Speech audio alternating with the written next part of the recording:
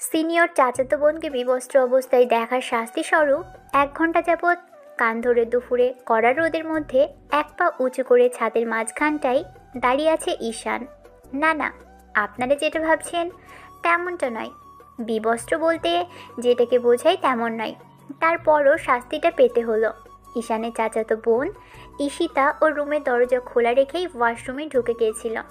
তারপরই ঈশান ওর সাথে বলতে আসছিল। গোসল শেষ করে ঈশিতা শুধু টাওয়াল পরে বেরিয়ে আসে। ঈশিতা রুমে এসে ঈশানকে দেখেই চিৎকার দেয়, আর ঈশান ওর এমন চিৎকারে সেখান থেকে দৌড়ে রুম থেকে বেরিয়ে আসে। তারপর আর কি, ঈশিতা ঈশানের আম্মুকে বলতেই এই শাস্তির ব্যবস্থা করা। এই ভর দুপুরের রোদে এমন শাস্তি কল্পনা করা যায়? এক পায়ে দাঁড়িয়ে থাকতে ঈশানের কষ্ট হচ্ছিল।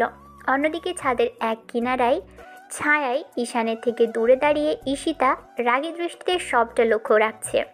ঈশান মুখটা কালো করে রেখেছে। রোদে মুখ শুকিয়ে একদম আমসত্ব হয়ে গেছে। তাও বলতে আরম্ভ করলো, আপু, অনেক তো কান ধরে দাঁড়িয়ে রাখলে, এবার তো অন্তত ছেড়ে দাও। এই রোদে আমার কষ্ট হচ্ছে না বুঝি? এরকম দুষ্টুমি করার সময় মনে থাকে না তুই যে দুষ্টুমিটা করেছিস? না না, দুষ্টুমি নয়, রীতিমতো আমার সাথে অসভ্যতামি করেছিস, আর তারই শাস্তি পাচ্ছিস। সবচেয়ে বড় কথা, শাস্তিটা আমি তোকে দেইনি, চাচ্চু আর চাচ্চিমণি তোকে দিয়েছে। এই শাস্তিটা তোকে ভোগ করতেই হবে। টানা 2 ঘন্টা, না হলে এখান থেকে এক পাও নাড়তে পারবি না। ও শোনা আপু, মরে যাব আমি। আর কিছুক্ষণ হলে সত্যি পটল তুলবো। এবারের মতো ছেড়ে দাও, কথা দিচ্ছি। আর কখনো ভুলেও তোমার রুমে যাব না। বাজে কথা বলিস না তো, আমি তো তোকে রুমে যেতে বারণ করিনি। তুমি বললেও আর কখনো যাব না। আমি কি আজকে ইচ্ছে করে গেছি, নাকি জানতাম তুমি এই অবস্থায় আছো?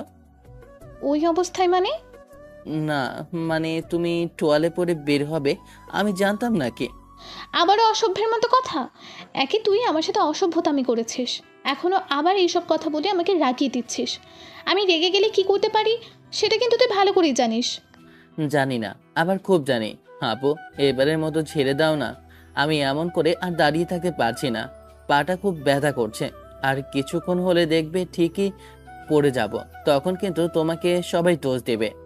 যে যা বলার বলুক, 2 ঘন্টা না হলে এখান থেকে এক পাও নাড়তে দিচ্ছে না তোকে আজ। তোর শিক্ষা হওয়া দরকার আছে। যখন যেখানে সেখানে হুটহাট করে তুই চলে আসিস। দেখ, আজকে তোর জন্য তোকে শাস্তি পেতে হলো। এই নিয়ে পাক্কা 1 ঘন্টা 10 মিনিট যাবত দাঁড়িয়ে আছি। আর তুমি তো বলছো আরো শাস্তি দেবে।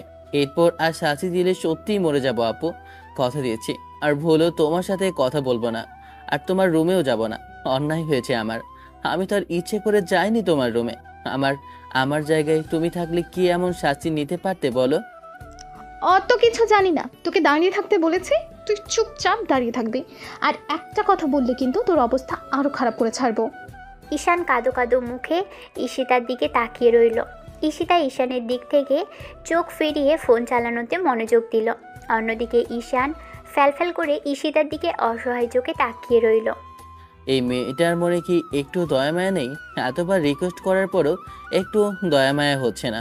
আমারও সুযোগ আসুক, তোমাকে তখন দেখাবো মজা।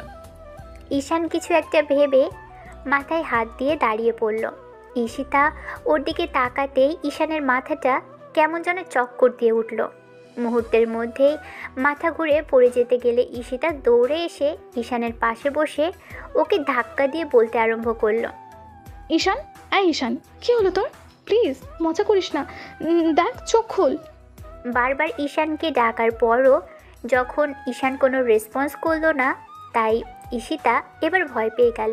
ও আবারও বলতে লাগলো, ঈশান, পিচ্ছি, আমি বুঝতে পারিনি তোর এমন কিছু হবে। প্লিজ ওঠ না, আমার কিন্তু এবার ভয় লাগছে। হ্যাঁ হ্যাঁ, ওঠ না, আমি আর কখনো তোকে এমন শাস্তি দিব না।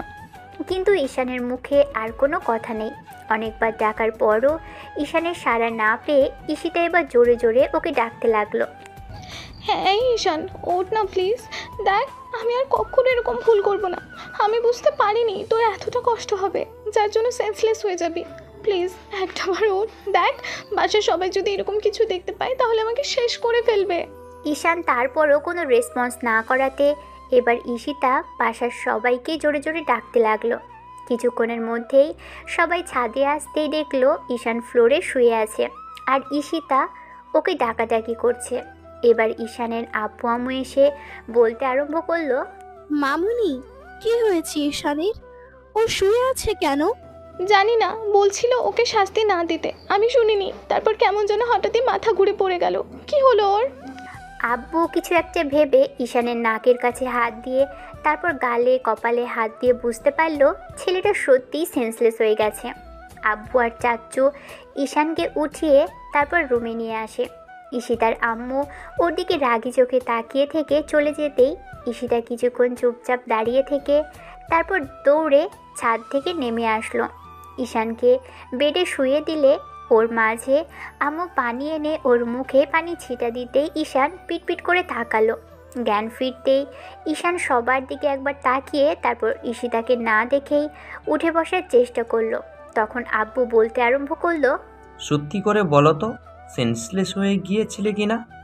কি সব প্রশ্ন করছো তুমি? আমার ছেলেটা অসুস্থ হয়ে পড়েছে, আর তুমি কিনা বলছো ও ইচ্ছে করে এরকম করেছে? তোমার ছেলে তো প্রায়ই এরকম নাটক করে। সবাইকে হেনস্থা করা তো আর অভ্যাসে পরিণত হয়েছে। তুমি থামো তো। ছেলেটা এসব ইচ্ছে করে করেছে নাকি? কেমন দেখে ফেলেছো যার জন্য ওকে এত শাস্তি দিতে হবে? আমি ওকে রোদের মধ্যে দাঁড় করিয়ে রাখতে বলেছিলাম, তুমি টানা 2 ঘন্টা দাঁড় করিয়ে রাখতে বললে। আজকে ছেলেটার যদি কিছু হয়ে যায় না, তাহলে তোমাদের খবর আছে বলে দিলাম। এরই মাঝে কেউ একজন দৌড়ে রুমে ঢুকলো। ঈশান খেয়াল করলো ঈশিতা দরজার সামনে দাঁড়িয়ে আছে। ঈশান রাগে ওর দিক থেকে মুখ ফিরিয়ে নিল। সবাই ঈশানের সাথে কথা বলার চেষ্টা করলেও ঈশান কোনো কথা বলল না। ঈশান শুয়ে পড়ল। সবাই রুম থেকে বেরিয়ে যাওয়ার সময় ঈশিতার আম্মু ওকে বলল, রুমের বাইরে আসো এখন। ওকে ডিস্টার্ব করাটা ঠিক হবে না। ছেলেটার রেস্ট নিক, পরে ওর সাথে কথা বলে নিও। ঈশিতা আম্মুর কথা না শুনেই দাঁড়িয়ে রইল। একে একে বাইরে বেরিয়ে গেলে ঈশিতা এসে ঈশানের সামনে বসলো। ঈশিতাকে দেখেই ঈশান উল্টো দিকে ঘুরে শুতে নিলেই ঈশিতা ওর মুখটা নিজের দিকে ঘুরিয়ে বলল, সত্যি আমি সরি ভাই, এরকম কিছু হয়ে যাবে ভাবতে পারিনি। প্লিজ রাগ করে থাকিস না, আর কখনো এরকম করবো না, দেখিস। এই কথা দিচ্ছি, এই কানে ধরছি, দেখ আর কখনো এরকম করবো না। ঈশিতা 5 মিনিট যাবৎ কথা বলার চেষ্টা করেও ঈশানের কথা বলতে পারল না। একটা সময় ঈশান চোখ জোড়া বন্ধ করে নিতেই ঈশিতা রুম থেকে বেরিয়ে যেতে নিলে ঈশান মনে মনে ভাবতে আরম্ভ করলো, এবার দেখ কুত্তি কেমন লাগে। বারবার বলেছিলাম না আমাকে এমন করে শাস্তি দিস না, কিন্তু তুই আমার কথা শুনিসনি। দিয়েছি না বোকা বানিয়ে। বকা খেয়ে কেমন লাগলো এবার? ঈশান মনে মনে কথাগুলো ভাবলো। এর মাঝে আম্মু কিছু একটা নিয়ে আসলো। আম্মুকে দেখে উঠে বসলো ঈশান।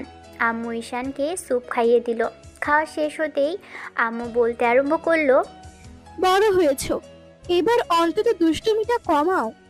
ছোটবেলা থেকে জ্বালিয়ে আসছো, একটা দিন একটু শান্তি দিচ্ছ না। তোমার বোনকে দেখো, সে কতটা ভদ্র আর নম্র, কিন্তু তুমি হয়েছো তার উল্টোটা। একটু তো স্বাভাবিক থাকতে পারো। সব সময় এরকম দৌড়াতে থাকো, দেখলে তো দুষ্টুমির ফলে কি হয়। দুষ্টুমি করো তুমি, আর সবাইকে চিন্তায় পড়তে হয়। আমাদের কথাটা তুমি বুঝবে কি করে? যদি বুঝতে পারতে তাহলে কখনো এরকম দুষ্টুমি করতে না। দুষ্টুমিটা করবে তোমরা, আর কষ্ট পেতে হবে আমাদের। আম্মু, আমি তো বললাম আমি ইচ্ছে করে ওরকম কিছু করিনি। আমি দুষ্টুমি করি তাই বলে কি এতটা বাজে যে কারো রুমে গিয়ে তাকে ওই অবস্থায় ইচ্ছে করে দেখব? তোমরা কেউ আমার কথা বিশ্বাস করলে না। আমি তো ওকে বলে দিয়েছি আমি আর কখনো ভুলে ওর রুমে যাব না, আর ওই মেয়ের সাথে কথাও বলবো না। তাহলেই তো তোমাদের ভালো লাগবে। চুপ করে থাকলেই তো তোমরা হ্যাপি হও। আর কখনো কথা বলবো না, দেখো। চুপ করো তো, তোমাকে থাকতে বলিনি, কিন্তু দুষ্টুমিটা কমিয়ে করতে বলেছি। তুমি সব সময় সেটাই করতে থাকো। পড়ালেখা তো একদম লাটে উঠেছে। সব সময় ব্যাঙের মতো লাফালাফি না করলে কি তোমার পেটের ভাত হজম হয় না? ঈশান এবার 2 হাতে কান ধরে বলতে আরম্ভ করলো, এই কান ধরছি, আর কখনো তোমাদের কথার ওপর কোনো কথাই বলবো না। আর না বলে কখনো রুম থেকে বেরোবই না, তাহলেই তো তোমাদের শান্তি হবে। আমাকে নিয়ে তোমাদের আর টেনশন করতে হবে না। আম্মু কিছুক্ষণ পর চলে যেতেই ঈশান ফোন নিয়ে ঘাটাঘাটি করতে লাগলো। কখন যে চোখ জোড়া লেগে এসেছে সেটা বুঝতেই পারেনি। কিছুক্ষণ বাদে ঈশিতা আবারও ঈশানের রুমে এসে দেখলো ঈশান ফোনটা হাতে নিয়ে ঘুমিয়ে পড়েছে। ঈশিতা ঈশানের হাত থেকে ফোনটা নিয়ে যখনই রাখতে যাবে খেয়াল করলো লকটা খোলা। তারপর ফোনে স্ক্রিনটা অন করতেই সেটা সামনে পড়ল। সেটা দেখে ঈশিতা অবাক হয়ে গেল, কেননা ঈশানের ফোনের স্ক্রিনে ঈশিতা আর ওর ছবিটা জ্বলজ্বল করছে। ঈশান হয়তো বা এতক্ষণ এটাই দেখছিল। ঈশিতা কিছুক্ষণ ঈশানের মুখের দিকে তাকিয়ে রইল, তারপর ফোনটা বালিশের পাশে রেখে গায়ে একটা চাদর চাপিয়ে দিয়ে সেখান থেকে চলে গেল। ঈশানের ঘুম ভাঙতে ঈশান উঠে বাইরে যেতে নিলে তখন ঈশিতার আম্মু বলতে শুরু করলো, কোথায় যাচ্ছিস আব্বু? এই তো একটু বাইরে যাচ্ছি। চাচি আম্মু, তোমার কোনো কাজ করে দিতে হবে? বলো আমাকে। না, কোনো কাজ করতে হবে না, তবে একটু আগেই তো অসুস্থ হয়ে পড়েছিলে, এখনই আবার দৌড়ে বাইরে যাওয়া হচ্ছে, একটু তো রেস্ট নিতে পারতে।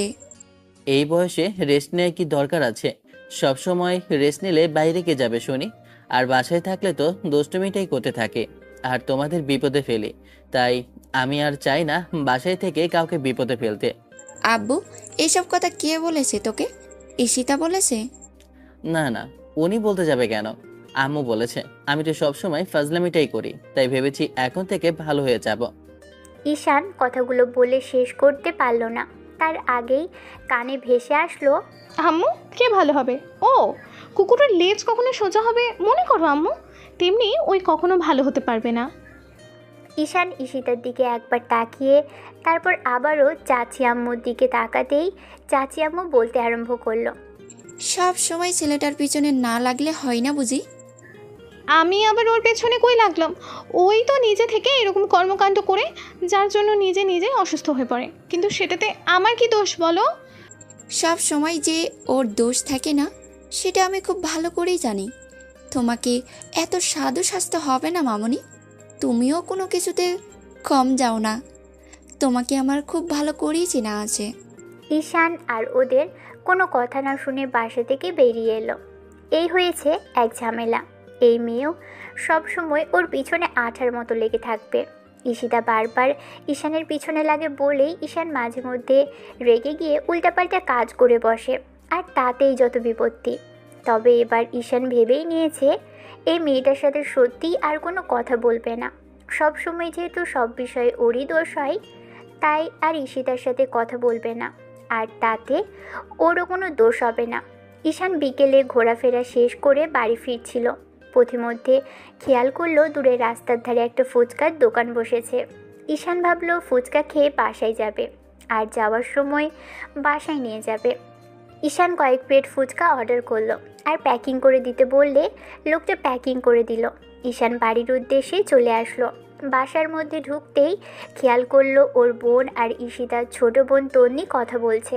ঈশান ওর বোনকে উদ্দেশ্য করে বলতে আরম্ভ করলো, আমার ছোট আপুটা কই রে? ঈশানের কথাতে সুইটি ওর দিকে ফিরেই খেয়াল করলো ঈশান দাঁড়িয়ে আছে হাত পিছনে নিয়ে। বোনটা সামনাসামনি এসে দাঁড়াতেই ঈশান বলতে আরম্ভ করলো, আপু, তোকে একটা কাজ করতে হবে। বুঝেছি, কি কাজ করতে হবে সেটা বলো।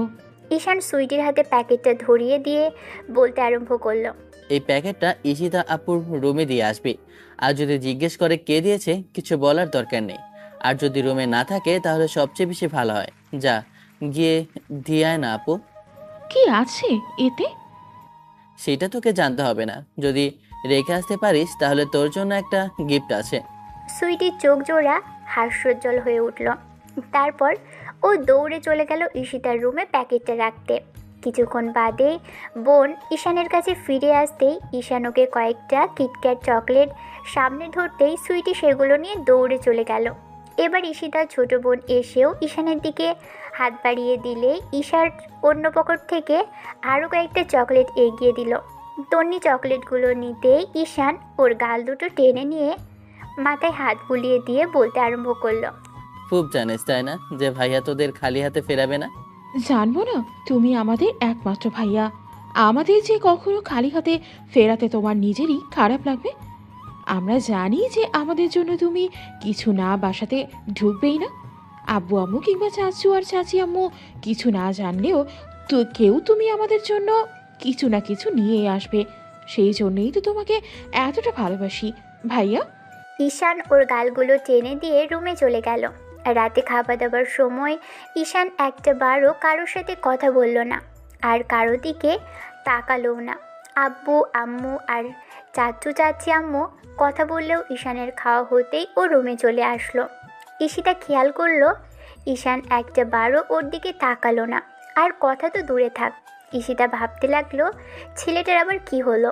আবার পরক্ষণে মনে হলো যে ঢং করছে, হয়তোবা কালকেই আবার লেজ নাড়তে নাড়তে চলে আসবে ওর সাথে দুষ্টামি করতে। তাহলেই বোঝা যাবে যে কতটা ভালো হলো। পরদিন ঈশান কলেজ থেকে ফিরে তারপর ফ্রেশ হয়ে খাওয়া দাওয়া করে নিয়ে তারপর একটা লম্বা ঘুম দিল। বিকেলে উঠে বাইরে গেল, কিছুক্ষণ আড্ডা দিয়ে বাসায় ফিরে ভাবলো সন্ধ্যায় অনেক দিন ছাদে যাওয়া হয় না। কথাগুলো ভেবেই ঈশান ছাদে আসলো। তারপর এক কোণে গিয়ে দাঁড়িয়ে রইল। কিছুক্ষণ বাদেই কেউ একজন ছাদে প্রবেশ করলো, আর ঈশান পিছনে না ফিরেই বুঝতে পারল কে এসেছে। তারপরও সেদিকে না তাকিয়ে ডুবন্ত সূর্যের দিকে এক ধ্যানে তাকিয়ে রইল। ঈশিতা এসে ঈশানের থেকে কিছুটা দূরে দাঁড়িয়ে বারবার ওর দিকে তাকাতে লাগলো, কিন্তু ঈশান ওর দিকে তাকালো না। ঈশান এক ধ্যানে সামনের দিকে তাকিয়ে আছে। ঈশিতার কেন জানি ভীষণ রাগ হচ্ছে, ছেলেটা কেন ওর দিকে তাকাচ্ছে না। ঈশিতা ঈশানের সাথে কথা বলার রিজন খুঁজতে লাগলো, কিন্তু কী দিয়ে শুরু করবে বুঝতে পারছিল না। তারপর হুটহাট করে মনে হলো কালকে টেবিলের উপর একটা প্যাকেট রেখেছিল, আর সেটা খুলতেই ওর পছন্দের ফুচকা পেয়েছিল। আর ফুচকাগুলো ওকে কে দিয়েছে সেটা মুখে কিছু না বললেও ঈশিতা ভালো করেই জানে। ঈশিতা কথাগুলো ভেবেই মুচকি একটা হাসি দিয়ে বলতে আরম্ভ করলো, থ্যাঙ্কস। ঈশানের ঘোর কাটে ঈশিতার কথাতে। তারপর আনমনে জিজ্ঞেস করলো, কিসের জন্য? কালকে যে আমার জন্য এতগুলো ফুচকা আনলি সেই জন্য। আমার খুব ভালো করে জানা আছে এই বাদরটাই ওগুলো আমার জন্য এনেছে। আমি কারোর জন্য ওগুলো আনতে যাইনি। কে না কে তোমাকে দিয়েছে সেটা তুমি আমাকে কেন বলছো? কোন ছেলে তোমাকে দিয়েছে তা ঠিক নেই, উনি আসে আমাকে বলতে। তোর ফালতু কথা রাখ, নিজে থেকে কথা বলতে আসছি। তাহলে ভালোভাবে কথা বললে কি হয়? ভালোভাবে বললে বল, নাহলে চুপ করে থাক। তোর এইসব ফালতু কথা আমার ভালো লাগে না। ঈশান কিছুক্ষণ চুপ করে থেকে বলতে আরম্ভ করলো, ঠিক আছে, আমার এইসব ফালতু কথা আপনাকে শুনতে হবে না, আমি চলে যাচ্ছি। ঈশান কথাগুলো বলে চলে যেতে নিলেই ঈশিতা এসে ওর সামনে দাঁড়ালো। পথ আটকে দাঁড়াতেই ঈশান বলতে আরম্ভ করলো, কি হলো, আটকে দিলেন কেন? যেতে দিন আমাকে। তার আগে বল, তোর ফোনে আমার আর তোর ছবি কেন দেখছিলি তুই? সেদিন যখন তোর রুমে গেলাম দেখলাম আমাদের দুজনের ছবি তোর ফোনে, আর তুই ফোনটা হাতে নিয়ে ঘুমাচ্ছিস। ছবিটা কেন দেখছিলি বল? ঈশিতার কথাতে ঈশান শুকনো ঢোক গিলল। ঈশিতা জিজ্ঞাসাসূচক দৃষ্টিতে তাকিয়ে আছে। এবার ঈশান আমতা আমতা করে বলতে আরম্ভ করলো, তোমাকে সব কথা বলতে আমি বাধ্য নই, আর কেনই বা বলতে যাব? তুমি কে হও আমার? কিছু হওয়ার দরকার নেই, তুই আমার চাচাতো ভাই, সে পর্যন্তই থাকা ভালো। তুই যেমনটা ভাবছিস তেমন কিছু হওয়া সম্ভব নয় ঈশান। ঈশান কিছুক্ষণ চুপ করে থেকে তারপর আগ্রহী দৃষ্টি নিয়ে ঈশিতার দিকে তাকিয়ে প্রশ্ন করলো, আমি ভাবছি আর ঈশিতা এবার আর জবাব দিতে পারল না। কিছুক্ষণ নীরবতা চলল। তারপর উত্তর না পেয়ে ঈশান ছাদ থেকে নেমে গেল। ঈশানের এরকম খামখেয়ালি ঈশিতার পছন্দ নয়, ঈশান যেটা খুব ভালো করেই জানে। অন্যদিকে ঈশান চায় ঈশিতাকে ইগনোর করতে, কিন্তু বাসাতে থাকলে কিছুতেই নিজেকে স্বাভাবিক রাখতে পারবে না। সব সময় ওর সাথে দুষ্টুমি করবে, আর দুষ্টুমি করলে সবাইকে বিপদে পড়তে হবে। কথাগুলো ভেবেই ঈশান ওর থেকে দূরে দূরে থাকছে। এমন করে টানা 1 সপ্তাহ কেটে গেল। এর মাঝেই ঈশান তেমন ভালোভাবে আর ঈশিতার সাথে কথা বলেনি। ঈশিতা যখন কথা বলেছে তখন ঈশান হ্যাঁ বা না বলেই তার জবাব দিয়েছে। ঈশিতা খেয়াল করেছে ঈশান ওর সাথে সেদিনের পর থেকে তেমন করে আর কথা বলে না। কি হয়েছে বারবার জিজ্ঞেস করার সত্ত্বেও ঈশান কিছুই বলেনি। তো কয়েকদিন পরের ঘটনা, সেদিন ঈশান কলেজ শেষ করে যখন কলেজের পিছন দিকে বেরিয়ে আসছিল তখনই খেয়াল করলো কলেজের পিছনের লেকের পাড়টায় কারা যেন বসে আছে। দূরে থেকে একটা ছেলে আর একটা মেয়েকে দেখা যাচ্ছে। কিন্তু কাউকে চেনা যাচ্ছে না। তাই ঈশান বেশ খানিকটা এগিয়ে আসলো। কিছুটা আসতেই ঈশান ভীষণ অবাক হলো, কারণ মেয়েটাকে কেমন চেনা চেনা বলে মনে হচ্ছে। ঈশান বেশ আগ্রহ নিয়ে আরও কিছুটা এগিয়ে যেতেই বুঝতে পারলো এটা ঈশিতা আপু। দুজনের মাঝে কী কথা হচ্ছে বোঝার জন্য ঈশান এগিয়ে এসে ওদের পিছনে দাঁড়ালো। ঈশিতা আর ছেলেটার কথাগুলো শুনতে লাগলো। ঈশিতা, তুমি কি কিছুই বোঝো না? তোমাকে সব কিছুই বুঝিয়ে দিতে হয় কেন? রাফিন, আমি এত কিছু বুঝতে চাই না, আর আমার কিছু বোঝার দরকারও নেই। আমি এই মুহূর্তে এইসব নিয়ে ভাবতে চাচ্ছি না। তোমাকে আমি আগেও বারণ করেছি, এগুলো নিয়ে আমাকে ফোর্স করো না। তারপরেও জোর করলে আমি তোমার সাথে কথা বলাটাই বন্ধ করে দিতে বাধ্য হব। তুমি খুব ভালো করেই জানো আমাদের সম্পর্কটা কতদিনের। তুমি এরকম হুটহাট করে কথা বলা বন্ধ করে দিলেই কি সব শেষ হয়ে যাবে বলো? আমি কি এমন বললাম যেটা তুমি মানতে পারছো না? ওফ, বাসায় একজন জ্বালাবে আর এখানে একজন আমাকে পাগল করে মারবে। তোমাকে বারবার বলেছি না এসব কথা আমাকে বলবে না। আমরা যেমন আছি তেমনটাই থাকতে চাই, এর থেকে বাড়তি কিছু আমার দরকার নেই। ঈশিতা, বোঝার চেষ্টা করো। আমি তো তোমাকে... ছেলেটা কথাগুলো বলে শেষ করতে পারলো না, তার আগেই ঈশান বলতে আরম্ভ করলো। হ্যাঁ হ্যাঁ ভাইয়া বলেন, আপনি আপুকে খুব ভালোবাসেন তাই না? আর সেটাই বোঝাতে চাচ্ছেন। আপনাকে আর বুঝিয়ে দিতে হবে না, আপু কোনো ছোট বাবু না যে আপনার কথা বুঝতে পারবে না, তাই না বলো আপু? এই যে দেখেন না, আপনার জায়গায় আমি যদি এই ধরনের কথা বলতাম তাহলে উনি আমার কথাগুলো বোঝার চেষ্টাই করতো না। আর আজকে ওনার সেই ইগনোরের কারণটা জানতে পারলাম। আর সেদিন যখন বলেছিল আমি যেটা মেন করি সেটা হওয়া সম্ভব না, সেই সম্ভবটা যে অন্য কোথাও হয়ে গেছে বুঝতে পারেনি। তিনি অন্য কারো মায়ের জড়িয়েছে, আজকে সেটা আমি জানতে পারলাম। ঈশানের কথাতে দুজনেই হকচকিয়ে গেল। ঈশিতা ঈশানের দিকে তাকিয়েই উঠে দাঁড়ালো। ঈশান এবার একটা তাচ্ছিল্যের হাসি দিল, আর ঈশিতা বলতে লাগলো। তুই এখানে? আমি এসে বোধহয় ডিস্টার্ব করলাম তাই না আপু? অনেকক্ষণ যাবতই আপনাদের প্রেম কাহিনী দেখছি, এখানে না আসলে তো আজকে জানতেই পারতাম না আপনার এত সুন্দর একটা রিলেশন চলছে। আর আপনারা এত দূর এগিয়ে গেছেন যে এখন একা একাই দেখা করা হয়। তুই ভুল ভাবছিস ঈশান। আমি তো বারবার ভুল ভেবে এসেছি তাই না বলেন? সঠিকটা ভেবেছি বলেই সব সময় আমার ভুল হয়। আমি জুনিয়র বলে সঠিক করলে ভুল করি, আর ভুল করলে তো কথাই নেই। আর আপনারা যেটা করেন সিনিয়র হওয়ার দরুন সবটা সঠিক, যদি ভুলও করেন তাও সেটাতে কোনো জবাবদিহিতা নেই। বাসার বাইরে এসে এগুলো করে যাবেন, কেউ সেটা টের পাবে না, কিন্তু আমি যেটা করি সেটা সবার সামনে চলে আসে, তাই দোষটা আমার সবসময় একটু বেশিই হয়। কিন্তু আজকে আমি এগুলো গিয়ে চাচ্চুকে বলবো তার মেয়ে কলেজে এসে ক্লাস বাদ দিয়ে অন্য একটা ছেলের সাথে মিষ্টি মিষ্টি প্রেমের কথা বলছে। আজকে আমি দেখতে চাই চাচ্চু এর কি ব্যবস্থা নেয়। ঈশান, ভালো হচ্ছে না কিন্তু। আমার কথাটা তো শোন, সবটা না শুনে এরকম করে উল্টোপাল্টা বলতে পারিস না। আমি এতটা বাচ্চা নই যে আপনাদের মধ্যে কি চলছে সেটা বুঝতে পারবো না। একটা বাচ্চাও বলে দিতে পারবে যে আপনাদের মাঝে কেমন সম্পর্ক। আর ভাইয়া, আপনি দেখতে হ্যান্ডসাম আছেন, ভয় নেই, বিয়ের প্রস্তাব নিয়ে বাসায় যাবেন, সবাই রাজি হবে। আসলে আপু মুখ ফুটে কিছু বলতে পারছে না তো, কিন্তু আপনার ফিটনেস আপনার এই হ্যান্ডসামের আপুকে পাগল করে দিয়েছে। আপনি তো বলতেই পারছেন না, আজকে না হয় আমিই বলে দিলাম। আর হ্যাঁ, আপনি লেগে থাকুন, আপু একদিন ঠিক আপনাকে বিয়ে করে নেবে। ঈশান কথাগুলো তাচ্ছিল্যের স্বরে বলতেই এবার ঈশিতার রাগটাকে কন্ট্রোল করতে পারল না। কথাগুলো বলে শেষ করার সাথে সাথেই ওর গালে ঈশিতা কষিয়ে একটা থাপ্পড় বসালো। থাপ্পড় খেয়ে ঈশান গালে হাত দিয়ে মাথা নিচু করে দাঁড়িয়ে রইল। ঈশিতার রাগে গর্জে উঠে বলতে আরম্ভ করলো। বদমাইশ ছেলে, নিজের মতো করে সবটা বলে যাচ্ছিস, আর একটা কথা বাজে বললে আমার থেকে খারাপ আর কেউ হবে না। কী সমস্যা তোর? সবসময় আমার পেছনে কেন লেগে থাকিস? যেখানে যায় কুকুরের মতো সেখানেই চলে আসিস, সবসময় আমাকে ডিস্টার্ব করিস। আমি কার সাথে প্রেম করি না করি তাতে তোর কি? আমি ম্যাচিওর হয়েছি, তাই যা ইচ্ছা তাই করব। আমি তোর থেকে সিনিয়র, আমার সম্পর্কে এইসব কথা বলার অধিকার তোকে কে দিয়েছে? হ্যাঁ, আমি তোকে দিয়েছি? চাচাতো ভাই, ভাইয়ের মতোই থাকবি, আর একটা বাড়তি কথাও বলবি না, তাহলে আমার থেকে খারাপ আর কেউ হবে না, এই বলে দিলাম। ঈশিতা, তুমি শুধু শুধু ওর সাথে এরকম মিসবিহেভ করছো। তুমি একদম চুপ থাকো, সব হয়েছে তোমার জন্য। এই ব্যাস আলতু ফালতু কথা বলে সব সময় আমার মাথাটা বিগড়ে দিচ্ছ। বাড়িতে এর মতো একটা বিগড়ানো মালকে আমার সহ্য করতেই হচ্ছে, আর এখানে তুমি। এর জন্য পুরো লাইফটাই আমার হেল হয়ে গেছে। সব সময় আমাকে বিরক্ত করে মারে, আর আজকে এখানে এসেও জ্বালিয়ে মারছে। ঈশান একটা তাচ্ছিল্যের হাসি দিয়ে বলতে আরম্ভ করলো। ঠিকই বলেছো আপু, আমি কুকুর না হলে কি কেউ কারো পেছনে এরকম করে পড়ে থাকে? নির্লজ্জ বেহায়া তো একটা কুকুরই হয়। কুকুরদের কোনো লজ্জা শরম নেই কোনো রকম। বুঝিনি নিজের চাচাতো বোনের খেয়াল রাখা, সবসময় তার সেফটির কথা চিন্তা করা, তার সাথে দুষ্টিমি করাটা আমার জন্য অপরাধ।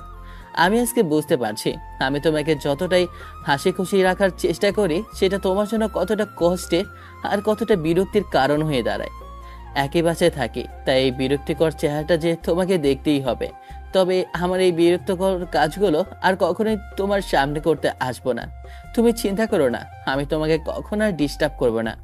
ঈশান কথাগুলো বলেই চলে যেতে নিলেই ঈশিতা বলতে লাগলো। তোর মুরদ আমার জানা আছে, দুপুরেই আসবি আমার সাথে কথা বলতে, সেটা আমার খুব ভালোই জানা আছে। জন্মের পর থেকে আমাকে জ্বালিয়ে মারছিস, একটা দিনের জন্য আমাকে শান্তিতে থাকতে দিস না। সব সময় আমার সাথে এগুলোই করতে হবে তোকে। অন্য কোনো মেয়ে হলে না আমার জায়গায় প্রতিদিন তোর গালে কতগুলো থাপ্পড় পড়তো তুই নিজেও জানিস না।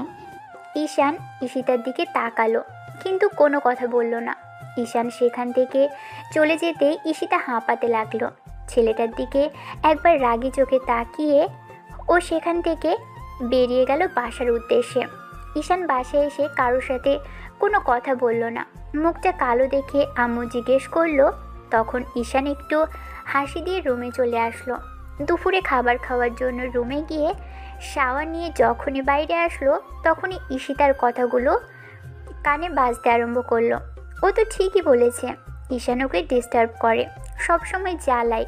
ঈশান ওকে এমনভাবে ডিস্টার্ব করে যেটা ঈশিতা মুখ ফুটে বলতেও পারে না, কিন্তু আজকে বলে দিয়েছে।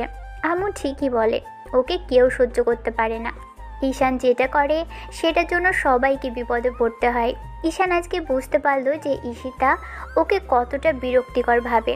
ঈশানের দুষ্টুমিতে সবাই বিরক্ত, চাচু চাচি আম্মু আব্বু আম্মু, কেউ হয়তো বা সেটা বলে না, কিন্তু আজকে ঈশিতা সেটা বলে ঈশানকে বুঝিয়ে দিয়েছে। ঈশানের কথাগুলো মনে হতেই ভাবলো আর অন্তত যাই হোক কখনো এরকম দুষ্টুমি আর ফাজলামি করবে না।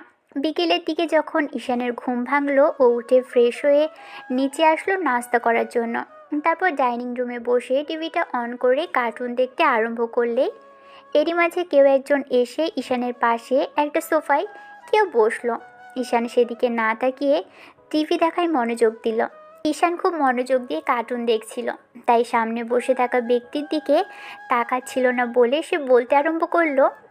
সবসময় বাচ্চাদের মতন কী সব আবুল তাবুল কার্টুন দেখিস, রিমোটটা দে। ঈশান ঈশিতার কথায় কোনো উত্তর দিল না। ঈশিতা আবারও কথাগুলো যখনই বলল তখনই ঈশান রিমোটটা সোফায় রেখে সেখান থেকে উঠে ওকে সম্পূর্ণভাবে এড়িয়ে চলে গেল। এর মাঝেই ঈশানের আম্মু এসে একটা নুডলসের বাটি রেখে ঈশিতাকে উদ্দেশ্য করে বলল। কি হলো? ছেলেটা আবার কোথায় গেল? ওকে দেখছি না যে। জানি না, এখান থেকে উঠে গেল তো। উঠে গেছে মানে? তার মানে নিশ্চয়ই তোর সাথে কোনো ঝামেলা করেছে, তাই না? বল আমাকে কি করেছে, তারপর দেখ ওর কি হাল করি। কিছুই করেনি, উল্টা আমি ওকে ডাকিয়ে দিয়েছি, তাই হয়তো বা। আম্মু সন্দেহ দৃষ্টিতে ঈশিতার দিকে তাকালো। তখন ঈশিতাও সেখান থেকে উঠে গেল। আম্মু নুডলসের বাটিটা নিয়ে রুমে এসে দেখলো ঈশান ব্যালকনিতে গিয়ে দাঁড়িয়ে আছে। আম্মু ওকে ডেকে বলতে আরম্ভ করলো। এই যে জমিদার, নিন আপনার নাস্তা খেয়ে তারপর পাড়া বেড়াতে বেরোয় পড়ুন। পেটে কিছু পড়লেই তো আড্ডাটা ভালো জমবে, কি বলেন? ঈশান আম্মুর কথায় কোনো জবাব দিল না। রুমে এসে নুডলসের বাটিটা নিয়ে খেতে আরম্ভ করলো। ঈশান কোনো কথা বলছে না। আম্মু বুঝতে পারলো যে কিছু তো একটা হয়েছে, যার জন্য ছেলেটা এমন চুপ করে আছে। জিজ্ঞেস করতে গিয়েও করলো না। ঈশিতার সাথে যদি কথা কাটাকাটি হয় সেটা তো ঈশিতাই বলতো, কিন্তু ওরকম কিছু তো হয়নি। তো ঈশান খাওয়া শেষ করে তারপর ফোনটা পকেটে ভরে নিয়ে বাসা থেকে বের হতে নিলেই ওর মাঝে সুইটি আর তন্নি এসে সামনে দাঁড়ালো আর বলল ওদের জন্য আজকে আইসক্রিম আনতে হবে। ঈশান ওদের কথা কখনোই ফেলতে পারে না, তাই হাসি মুখে ওদের সাথে কথা বলে বাইরে বেরিয়ে গেল। সন্ধ্যায় যখন ঈশান বাসায় ফিরল তখন ওর বোন এসে দরজা খুলে দিল। ঈশান ওর হাতে কতগুলো আইসক্রিম ধরিয়ে দিয়ে বলতে আরম্ভ করলো, এখান থেকে অর্ধেকটা তন্নিকে দিস। বোনটা হাসি মাখা মুখে চলে যেতেই ঈশান যখনই রুমে যাওয়ার জন্য উপরের দিকে উঠছিল তখনই সিঁড়ির কাছে আসতেই খেয়াল করলো ঈশিতা সিঁড়ি দিয়ে নামছে। ঈশান ওর দিকে থেকে চোখ ফিরিয়ে নিয়ে অন্য দিক দিয়ে সোজা হেঁটে উপরে চলে গেল। ঈশিতা ওর দিকে ফ্যালফ্যাল করে তাকিয়ে রইল আর ভাবতে লাগলো, ঢং দেখানো হচ্ছে? দুপুরে একটা থাপ্পড় দিয়েছি কিনা তার জন্য রাগ করে এরকম ঢং দেখানো হচ্ছে? থাপ্পড় তো আমার হাতে কম খাসনি, তারপরও কি কখনো ঠিক হয়েছিস? হোসনি। আজ নয়তো বা কাল ঠিকই তো লেজ নাড়তে নাড়তে কথা বলতে আসবি। তোকে আমার খুব ভালো করে চেনা আছে। ঈশিতা মুখ ভেঙচি কেটে ডাইনিং রুমে গিয়ে বসলো। অন্যদিকে ঈশান ওর বন্ধুদের সাথে আড্ডা দিতে আরম্ভ করলো। গ্রুপ কলে আড্ডা দিতে দিতে কখন যে খাবার সময় হয়ে গেছে নিজেও জানে না। এরই মাঝে আব্বু আর চাচ্চু সবাই বাসায় চলে এসেছে। ওনারাও খাবার টেবিলে এসে বসলে তখন আম্মু ঈশানকে দেখতে না পেয়ে বলতে লাগলো, সুইটি, যা তো তোর ভাইকে ডেকে নিয়ে আয়, সবাই খেতে বসে গেছে। আর ও রুমে বসে বসে কি করছে? সুইটি উঠে যেতে গেলে তখন ঈশিতা কি মনে করে যেন বলল, চাচ্ছি, আম্মু আমি যাই। ঈশান আর ঈশিতার আম্মু দুজনেই ওর দিকে তাকালে তখন ঈশিতা আবারও বলল, যাবে কিনা? তখন আম্মু বলল, ঠিক আছে যাও, কিন্তু আবারও ঝগড়া লড়াই করতে আরম্ভ করে দিও না।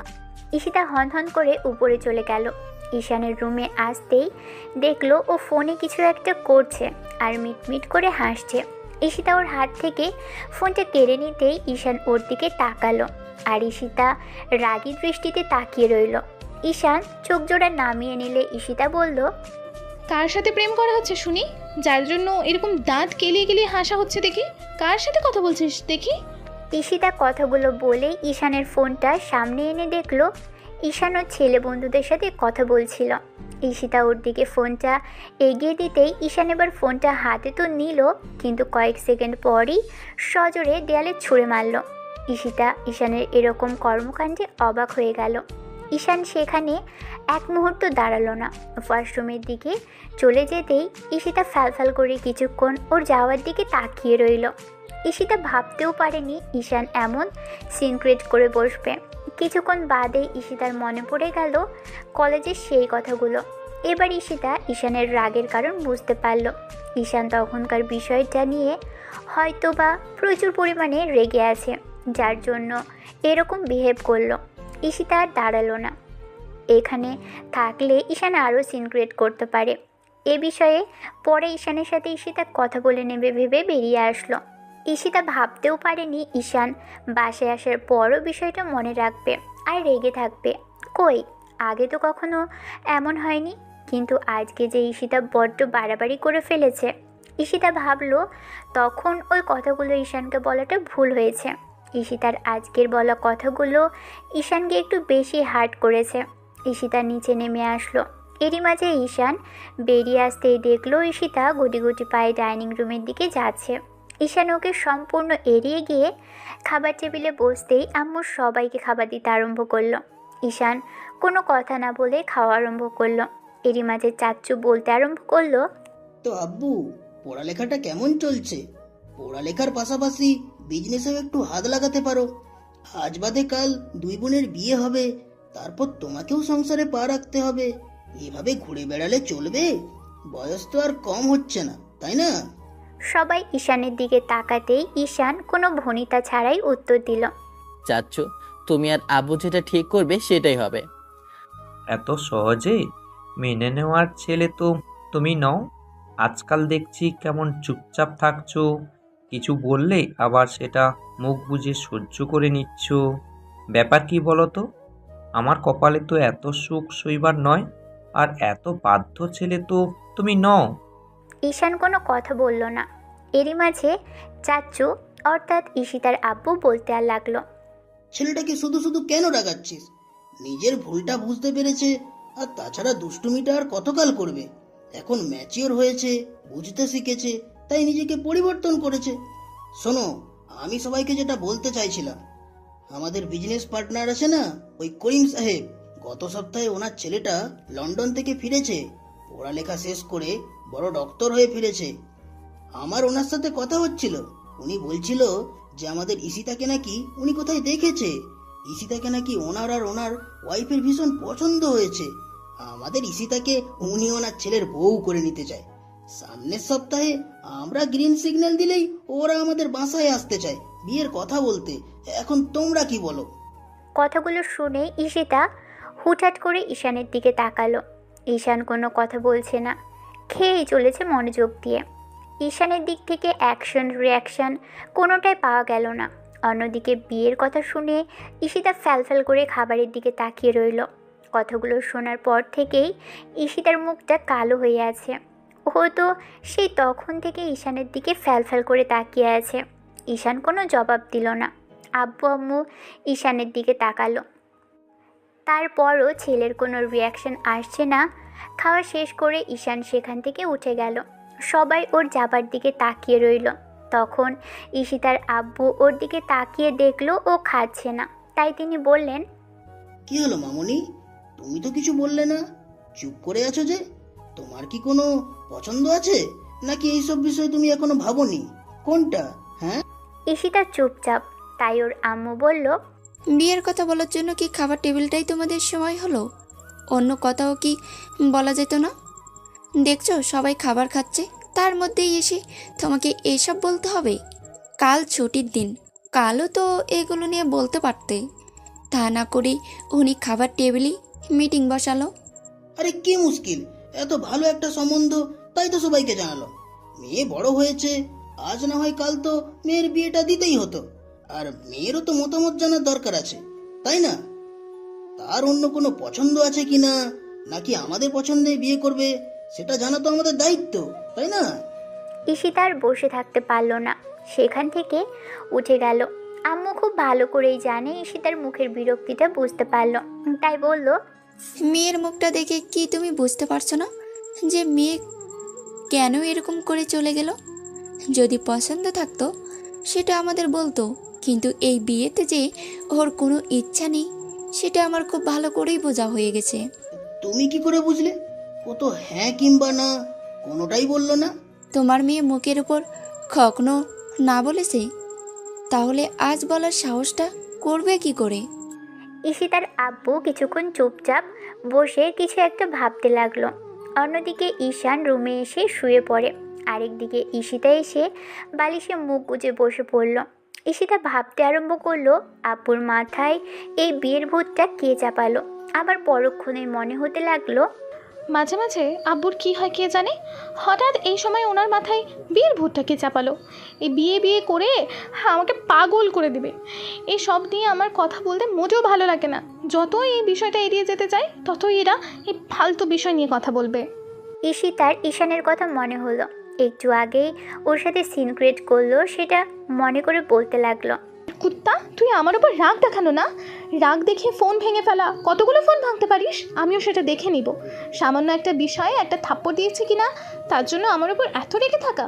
যখন বিয়ে করে নিয়ে অন্য কারো হয়ে যাব, তখন দেখব কি করে রাগ দেখাস আমার সাথে। আমি দূরে চলে গেলে তোর খুব ভালো লাগবে, তাই না? অন্যদিকে ঈশান শুয়ে বারবার বুকে হাত বোলাচ্ছে। মনে হচ্ছে বুকের ভিতর কিছু তো একটা নেই।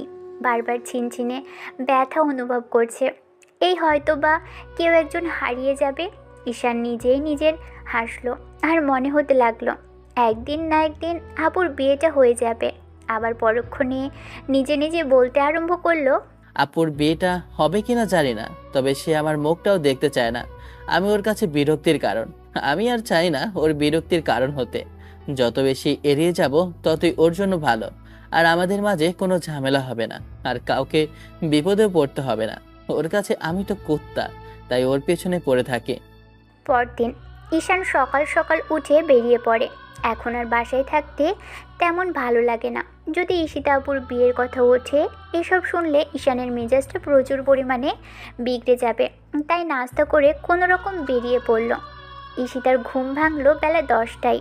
ও উঠে ফ্রেশ হয়ে নিচে আসতেই অবাক হয়ে গেল, কারণ বেলা 10টা বাজে আর কেউ ওকে ডাকেনি আজকে। ঈশিতা এসে ডাইনিং রুমে আসতেই আম্মু এসে ওকে নাস্তা দিল। ঈশিতা খেতে আরম্ভ করলো।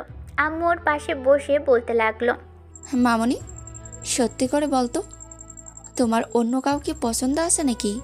হুটহাট এরকম কথা শোনার সাথে সাথেই সকাল সকাল আবারও মেজাজটা সপ্তম আসমানে চড়ে গেল। একে তো আব্বু হঠাৎ করে না জানিয়ে কাউকে আসার জন্য কথা দিয়ে ফেলেছে, তার উপর আবার বলছে ওর পছন্দ আছে কিনা। কথাগুলো ভেবেই ঈশিতা বলতে লাগলো, আব্বুর সাথে কি তোমাদেরও মাথা খারাপ হয়ে গেল? যাকে কখনো দেখিনি, চিনি না, জানি না কি করে সেটাও জানি না, শুধু জানি আব্বু বিজনেস পার্টনারের ছেলে। আব্বু এসে বলল তাদের আমাকে ভালো লেগেছে, আর তা থেকে আমাকে একেবারে নাচতে নাচতে বিয়ের জন্য রেডি হয়ে যেতে হবে। আজব! সেখানে সারা জীবন পাশে থেকে কাউকে চেনা যায় না, সেখানে কিনা একটা দিন কয়েকটা হলেও আসছে, আর তার সম্পর্কে না জেনেই আব্বু এমন সিদ্ধান্ত কি করে নিল? ওপর থেকে মানুষকে দেখতে ভালোই মনে হয়, কিন্তু খারাপটা পরে বোঝা যায়। মামনি, তুমি এমন রেগে যাচ্ছ কেন? কি হয়েছে সেটা তো বলবে। কিচ্ছু হয়নি, আব্বুকে এই বিয়েতে বারণ করে দাও, আর কাউকে দেখতে আসতে বারণ করো, না হলে এর ফল খুব বেশি একটা ভালো হবে না। বিয়ে করা তো দূরে থাক, আমি কারোর সামনে সংসারে যেতেও চাই না। বিয়ে বিয়ে করে তোমরা আমার মাথাটা পুরো খারাপ করে ফেলেছো গত 6টা মাস যাবত। এর পছন্দ হয়েছে, কালও দেখতে আসবে, এগুলো কি শুরু করেছো কি? আমি কি তোমাদের বোঝা হয়ে গেছে আম্মু? মামনি, এমন করে কেন বলছো? মেয়ে হয়ে যেহেতু জন্মেছ, তাহলে বিয়েতে তোমাকে একদিন না একদিন করতেই হবে। আর মেয়ে কখনো আব্বু আম্মুর কাছে বোঝা হয় না মামনি। আব্বু আম্মুর একটা আলাদা চিন্তা থাকে মেয়েদের নিয়ে, তুমি কি করে সেটা বুঝবে বলো? তোমাদের যদি আমাকে নিয়ে এতই সমস্যা হয় তাহলে আমাকে বলে দাও, আমি নিজেই বাসা থেকে চলে যাব। এতটাও খারাপ পড়ালেখা করিনি যে এই দিয়ে কোনো জব করতে পারবো না। এই বাসায় আরেকবার যদি বিয়ের কথা ওঠে না, তাহলে কিন্তু আমি সত্যি বাড়ি ছেড়ে চলে যাব, তখন তোমরা বিয়ে দিও। ঈশিতা খাবারটা শেষ না করেই সেখান থেকে উঠে চলে গেল। আম্মুর যাবার দিকে তাকিয়ে রইল। এবার চাচি আম্মু অর্থাৎ ঈশানের আম্মু এসে ঈশিতার আম্মুর কাঁধের উপর হাত দিতেই ঈশিতার আম্মু ওনার দিকে ফিরে তাকালো আর বলতে আরম্ভ করলো, মেয়েটার হঠাৎ কি হলো বলতো?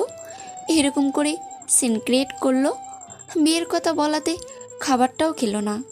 ভাবি, তুমি বুঝতে পারলে না? ঈশিতার বিয়েতে মত নেই, ও এই মুহূর্তে বিয়ে করতে চাইছে না। এসব কথা শুনলেই মেয়েটা রেগে যাচ্ছে।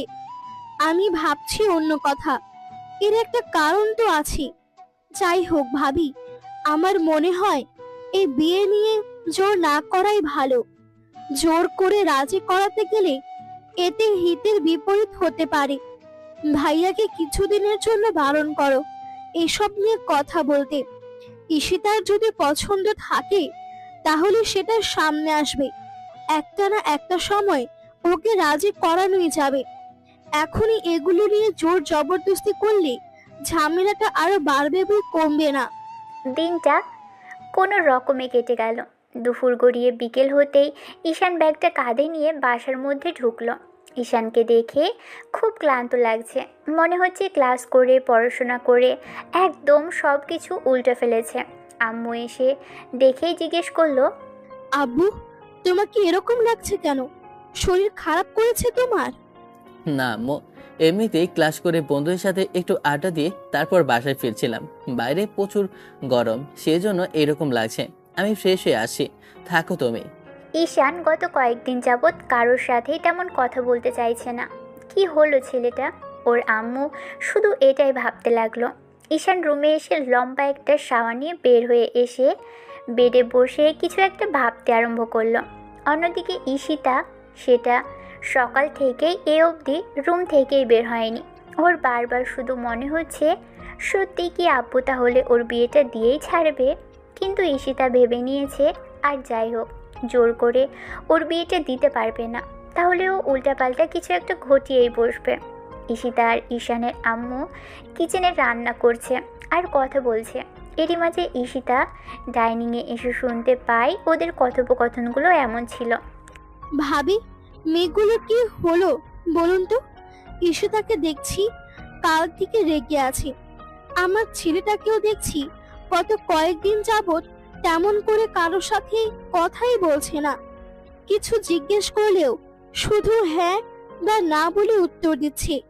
কিছু যে একটা হয়েছে সেটা তো বুঝতে পারছি, কিন্তু কি হয়েছে সেটাই তো জিজ্ঞেস করলে বলছে না।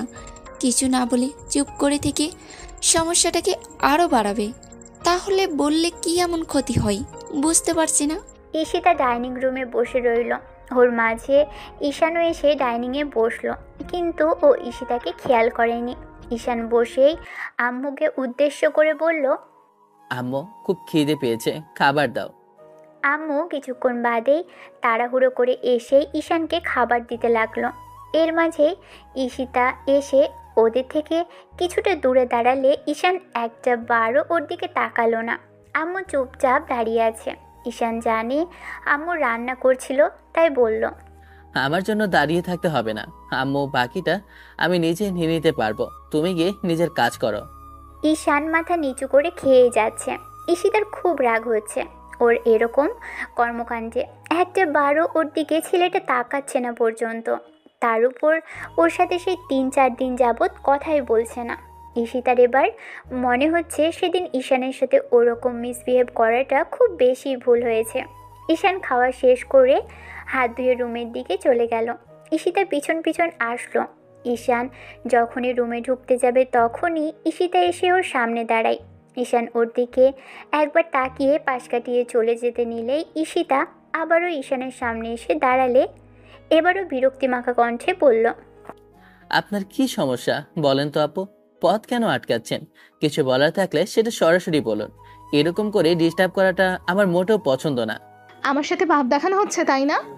আমার সাথে কথা বলছিস না কেন? আমাকে ইগনোর করছিস, আমাকে দেখেও না দেখার ভান করছিস। কি সমস্যা তোর? আজব তো, আমি কে যে আপনার দিকে আমার ফ্যাল করে তাকিয়ে থাকতে হবে? আর আপনাকে ইগনোর করার কি আছে? আপনি কোনো সিনেমার নায়িকা নন যে সব সময় আপনার পেছনে সেলফির জন্য ঘুরব। আপনি আমার চাচাতো বোন, সেটাই থাকেন। অন্য কোনো অধিকার ফলাতে আসবেন না, আমি বরদাস্ত করব না। এখন সামনে থেকে সরুন। কথাগুলো বলেই ঈশিতাকে এক হাত দিয়ে সরিয়ে দিয়ে রুমে গিয়ে ধাপ করে দরজাটা লাগিয়ে দিল। ঈশিতা সেখানেই দাঁড়িয়ে রইল আর চুপচাপ দাঁড়িয়ে ভাবতে আরম্ভ করলো, ছেলেটা এবার এত বেশি রেগে আছে কেন, যার জন্য এরকম বিহেভিয়ার করছে।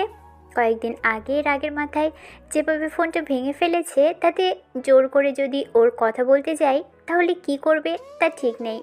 কিন্তু ঈশিতা কিছুতেই শান্তি পাচ্ছে না, কারণ ঈশান যে ওর সাথে কথা বলছে না।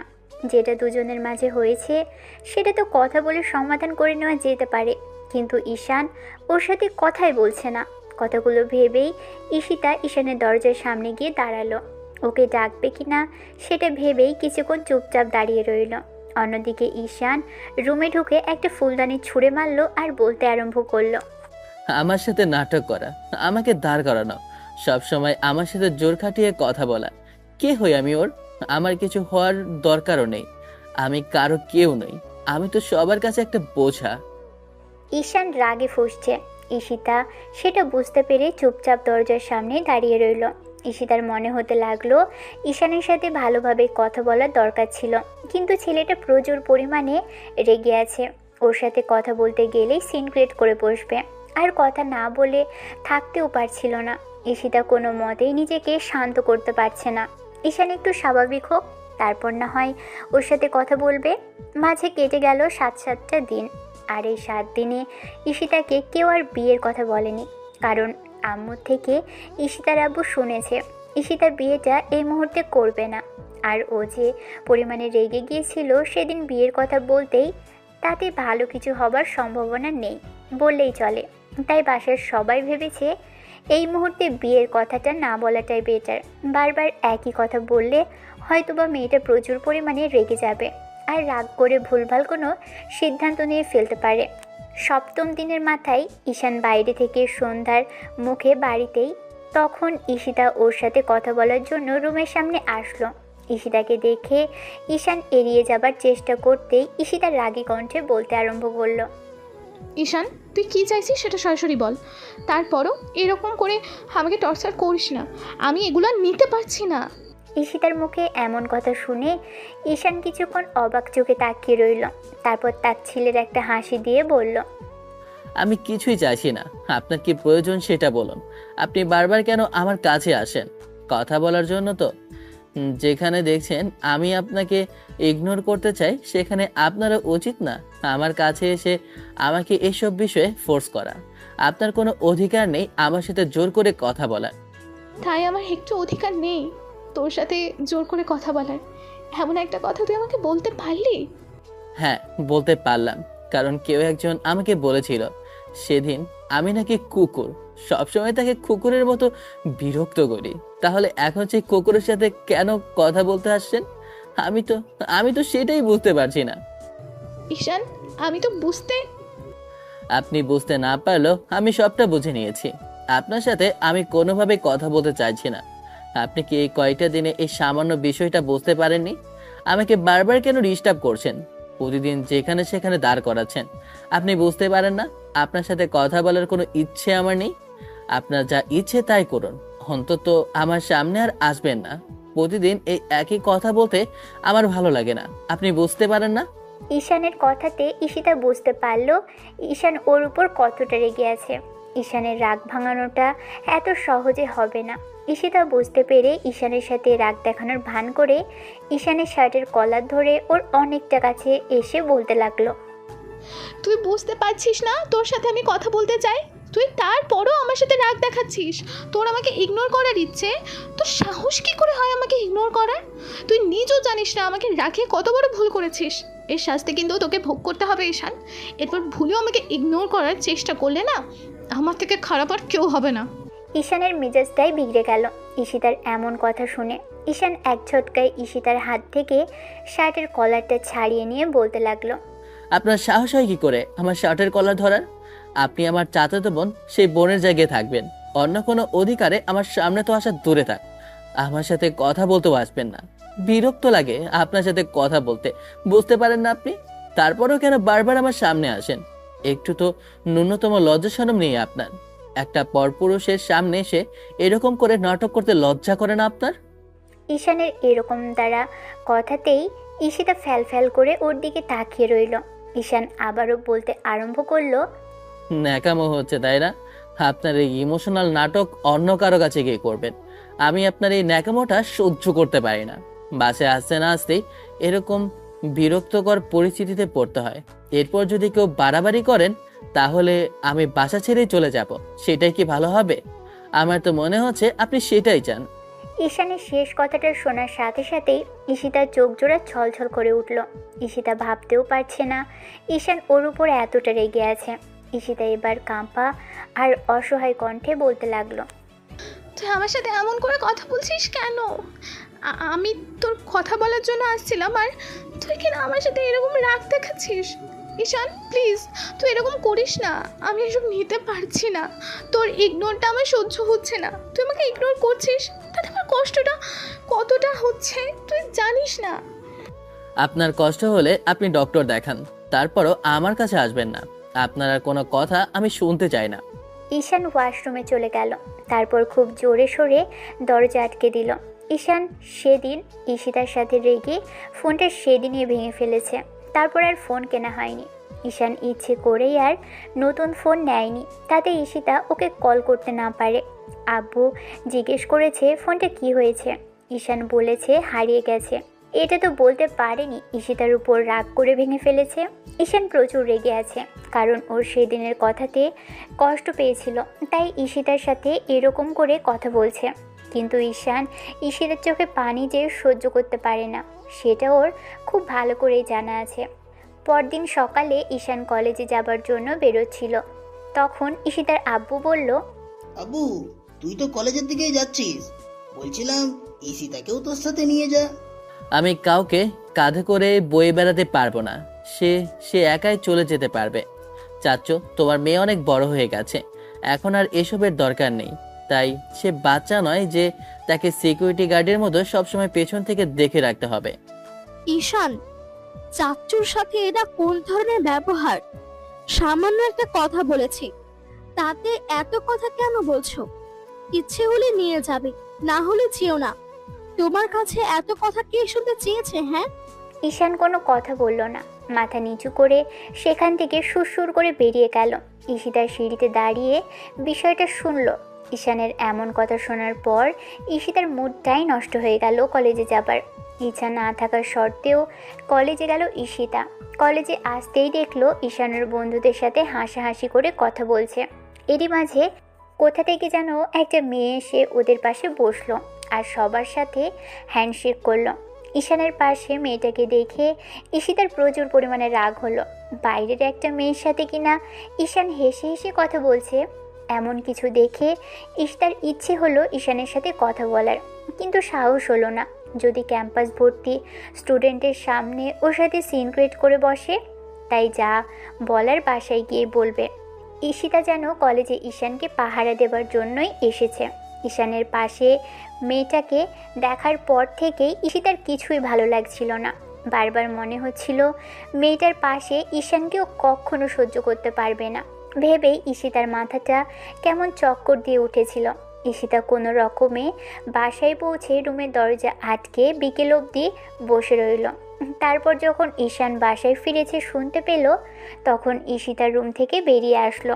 ঈশানের রুমে যেতেই দেখলো ও শুয়ে আছে। ঈশিতা গিয়ে বেডের সামনে দাঁড়াতেই ঈশান ওকে দেখে উঠে বসলো। দাঁড়াতে যাবে তার আগেই ঈশিতা ওকে ধাক্কা মেরে ফেলে দিল। ঈশান ঈশিতার দিকে তাকিয়ে বলতে আরম্ভ করলো, কি হচ্ছেটা কি? আমার রুমে এসে এরকম সিনক্রেট করার মানেটা কি? সবটাই তোকে বোঝাতে এসেছি ঈশান, আমি তোর সাথে কথা বলতে এসেছি, আর তুই কিনা আমাকে ইগনোর করার চেষ্টা করছিস। আজকে আমাকে আর এক চুল পরিমাণ ইগনোর করলে আমি কি করব নিজেও জানি না। কি করবেন? গায়ে হাত তুলবেন? এটা ছাড়া তো আপনি আর কিছু করতে পারেন না। না না, আমি করব না। এমনিতেই সেদিন ওইরকম কিছু করে অনেক বড় অন্যায় করেছে। আসলে তুই বুঝতে চাইছিলি না, তাই জন্যই তো। সেজন্যই বাইরের একটা ছেলের সামনে আমার গায়ে হাত তুলে আমার মান সম্মানটা ধুলোর সাথে মিশিয়ে দেওয়া হয়েছে। দেখেন, আমি এসব নিয়ে আর কোনো কথা বলতে চাই না, কিন্তু আপনি যেসব নিয়ে বারবার কথা বলছেন এসব আমার মোটেও পছন্দ হচ্ছে না। আর আপনাকে বলেছি না আমার রুমে হুটহাট আসবেন না। আপনিও একটা ম্যাচিউরড মেয়ে আর আমিও একটা ছেলে। আপনার থেকে জুনিয়র হলেও আমাদের নিয়ে মানুষের খারাপ কিছু ভাবতে সময় লাগবে না। তুই কি বলতে চাইছিস? আমি কি বলতে চাইছি সেটা আপনি খুব ভালো করে জানেন। আর আমি না আপনাকে বিরক্ত করি আর প্রচুর পরিমাণে ডিস্টার্ব করি? কই, এখন তো করছি না। 2টা সপ্তাহ তো আপনার থেকে দূরে সরে থাকার চেষ্টা করেছি, তাহলে আপনি কেন আমার সামনে আসেন? নাকি এখন বয়ফ্রেন্ডের সাথে ব্রেকআপ হয়ে গেছে? ঈশান, এবার কিন্তু বাড়াবাড়ি হয়ে যাচ্ছে। বাড়াবাড়িটা আমি না, বাড়াবাড়িটা করছেন আপনি। আমার সাথে জোর করে কথা বলার চেষ্টা করছেন। আপনি বুঝতে পারছেন না আমি আপনার প্রতি বিরক্ত, কথা বলতে চাই না, তারপরও কেন জোর করছেন? কারণ আমার ভালো লাগছে না ঈশান। তুই আমার সাথে কথা বলছিস না, ইগনোর করার চেষ্টা করছিস। তুই বুঝতে পারছিস না আমি এসব নিতে পারি না। প্লিজ ঈশান। আপনি কি সহ্য করতে পারেন আর না পারেন সেটা আমার জানার দরকার নেই। কিন্তু আমাকে জানতে হবে তুই কেন ওই মেয়েটার সাথে ওইরকম ঢলাঢলি করে কথা বললি। তোর সাহস কি করে হলো অন্য মেয়েদের সাথে হাসাহাসি করে কথা বলার? মানে কি বলতে চাইছেন আপনি? না বোঝার নাটক করিস না। তুই যেই মেয়েটার সাথে ওইরকম ঢলাঢলি করে কথা বলেছিস আমি সেটা খুব ভালো করে বুঝেছি। আমি তোর সাথে কথা বলছি না, সেই অন্য মেয়ের কাছে তোকে যেতে হলো। তুমি আমাকে রেখে অন্য মেয়ের সাথে হাসাহাসি করে কথা বলিস কোন সাহসে? তুই জানিস না তোকে আমি অন্য কারো পাশে সহ্য করতে পারি না। তুই কেন ওই মেয়েটার সাথে কথা বললি? ঈশান নিজেকে ছাড়িয়ে নিয়ে সামনে ঈশিতার থেকে কিছুটা দূরে গিয়ে বলল, আমি আপনার কথার কোনো জবাব দিতে বাধ্য নই। আপনি রুম থেকে বের হন। আপনাকে আমার রুমে আসতে বারণ করেছি না, আর আসবেন না। আপনার কোনো কথা আমি শুনতে চাই না, আর আপনার কোনো প্রশ্নের উত্তর আমি দিতেও পারবো না। কিন্তু আমাকে জানতে হবে তুই আমাকে ইগনোর করে ওর মধ্যে এমন কি দেখেছিস ওকে পেয়ে আমাকেই ভুলে যেতে চাইছিস? আপনি কি যে আপনার সাথে আমাকে কথা বলতে হবে? আপনার কি মাথা খারাপ? কি সব কথা বলছেন? আর আমি ওর সাথে ঢলাঢলি করি আর জড়াজড়ি করি, তাতে আপনার কি? আর করলেও বেশ করেছি। আপনার সমস্যা কোথায়? হ্যাঁ, আমার কি সমস্যা তুই জানিস না? তোকে আমি অন্য মেয়ের পাশে সহ্য করতে পারছি না, মেনে নিতে পারছি না। আমার পিচ্ছিটা অন্য কারোর সাথে কথা বলছে, আমি অন্য কারো পাশে তোকে সহ্য করতে পারি না। তুই সেটা বুঝতে পারিস না? কেন কষ্ট দিচ্ছিস আমাকে? ঈশিতার মুখ থেকে আমার পিচ্চি কথাটা শোনার সাথে সাথেই ঈশান শান্ত হয়ে গেল। ও কিছু বলার ভাষায় হারিয়ে ফেলল। ঈশিতা ঈশানের সামনে এসে বলতে লাগলো, হ্যাঁ পিচ্ছি, আমি ভুল করেছি, বিশ্বাস কর বাবু। তোকে অমন করে মারতে চাইনি, কিন্তু তুই ওইসব বাজে কথা বলছিলি আর না জেনে আমার ফ্রেন্ডকে আমার বয়ফ্রেন্ড বানিয়ে দিচ্ছিলি, তাই রাগের মাথায় এমন করে ফেলেছি। এটা ঠিক, ছেলেটা আমাকে প্রপোজ করেছিল, তারপর তুই সবটা না জেনেই আমাকে ভুল বুঝতে শুরু করলি, তাই তো রাগ হয়ে গেছিল। আমি ওকে বোঝাচ্ছিলাম ওকে ভালোবাসা আমার পক্ষে সম্ভব না। আমি ওকে বলতে চাইছিলাম আমি তোকে ভালোবাসি, ওকে নয়। আমি থাকতে পারবো না আমার পিচ্চিটাকে ছাড়া, কিন্তু তুই তার মধ্যে গিয়ে আমাদের ভুল বুঝলি আর আমাকে একটা সুযোগও দিলি না কথা বলার। আমি বুঝতে পারিনি তখন ওরকম করে সিন ক্রিয়েট করে ফেলবো। প্লিজ বিশ্বাস করছো না, তার জন্য আমি তোর কাছে মাফ চাইছি। প্লিজ বাবু, আমাকে মাফ করে দে। ঈশিতা আবেগের বশে কি বলছে নিজেও জানে না। ঈশান কিছুক্ষণ চুপ করে থেকে নিজেকে ছাড়িয়ে নিল। ঈশিতা তখন হুটহাট যেটা করলো সেটার জন্য ঈশান মোটেও প্রস্তুত ছিল না। ঈশিতা ঈশানের হাত টেনে ধরল, তারপর ওকে নিজের দিকে ঘুরিয়ে হাত জোড়া ঈশানের মুখে রাখতেই ও বলতে লাগলো, আপু, আপনি ভুল ভাবছেন, আমাদের মাঝে তেমন কিছু নেই। আমি আপনার সামান্য চাচাতো ভাই, এর বাইরে কিছুই নয়। আমিও তোকে সেটাই বোঝাতে চাইছি, তুই আপন ভাই নোস। আমি তোকে বারবার বোঝাতে চাইছি আমি তোকে ভালোবাসি ঈশান। আমি আর এক মুহূর্ত থাকতে পারি না তোকে ছাড়া। আমার এতটা কাছে থাকার পরও তুই কি আমার ভালোবাসাটা বোঝার চেষ্টা করতে পারিস না বাবু, নাকি বুঝতে চাস না বল? ভালোবাসার কথা বলে নিজেকে ছোট করার কোনো দরকার নেই আপু। ভালোবাসা নিয়ে এমন একটা মিথ্যা নাটক করার কোনো দরকার নেই। ঈশান আবারও ঈশিতাকে ছাড়িয়ে নিয়ে চলে যেতে নিলে ঈশান ওকে হ্যাঁচকা টান দিয়ে ওকে নিজের সামনে নিয়ে আসলো। তারপর ঝড়ের গতিতে ও ঠোঁটের সাথে নিজের ঠোঁট জোড়া মিলিয়ে দিল। ঈশান শক্ত পাথরের মতো হয়ে সেখানেই দাঁড়িয়ে রইল। ঈশিতার এরকম কর্মকাণ্ডে ঈশান মুখের ভাষা হারিয়ে ফেলল। ঈশানের থেকে রেসপন্স না পেয়ে ঈশিতার বিরক্তিতে কপাল কুঁচকে আসলো। একটা সময় ঈশিতা ঈশানের হাতগুলো জোর করে নিয়ে নিজের কোমরে রাখলো।